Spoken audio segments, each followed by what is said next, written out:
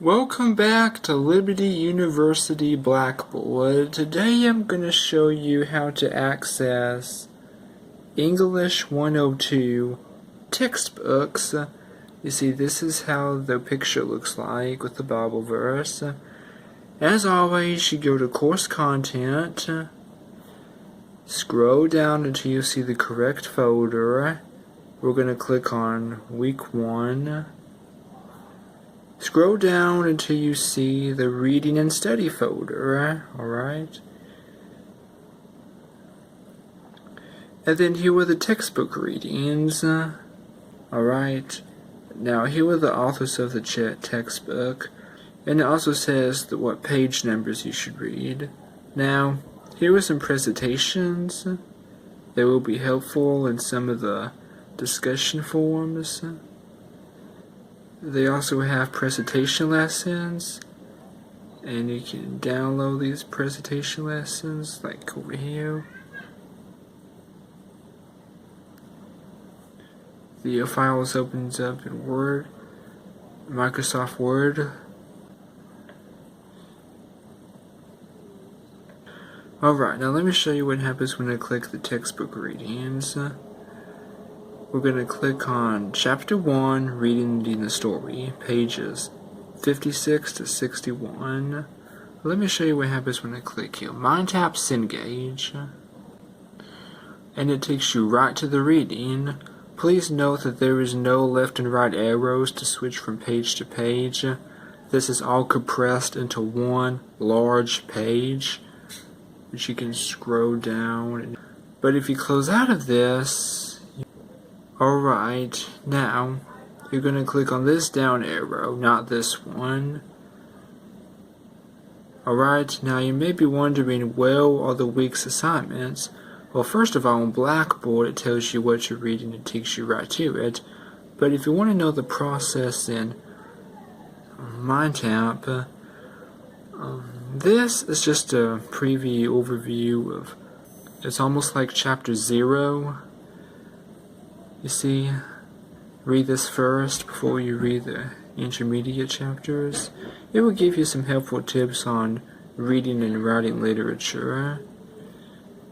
Alright, so there were 3 categories. There is fiction, poetry, and drama. In the fiction setting, here's Chapter 1, Reading the Story. We can go ahead and click on it, and it takes us right back to the section. Here are the assignments for Week 1. The course requirement checklist, which is on the beginning of every course.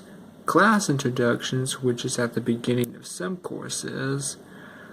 And there were also discussion board forums, and they have instructions sometimes.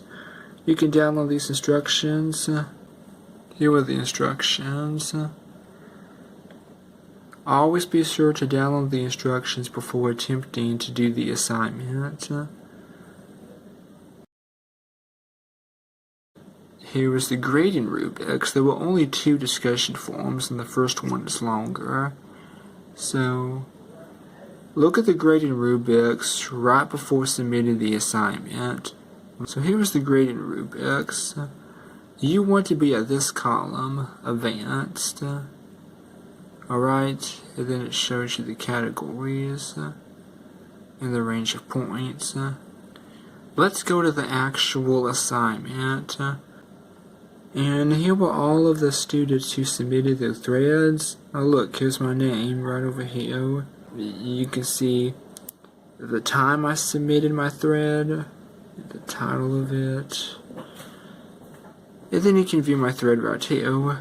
And there is the reply button, which you have an option to do that.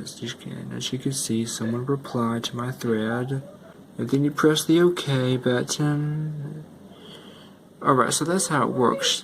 Here is the list view. You can also press the tree view if you want to view discussion board forums like in the tree view, like this. Alright. Now, if you want to create a thread, just press Create Thread. Alright, and here's the text box, and here's the subject line. And you can also browse your computer if it's a word processing document, and then press submit when you're done. You can also press save draft if you want to save your work but you are not finished, and you can click cancel. Alright, and here's the grading information. Oh yeah, here's my score, and here's the professor's comments. And then there was subscribe. Well, I really do not know what I did. You can press unsubscribe. Okay, here we go. Okay, so that's all I have to say in today's video. I'm gonna close out of this website because I just created an error in it. And I will see you later.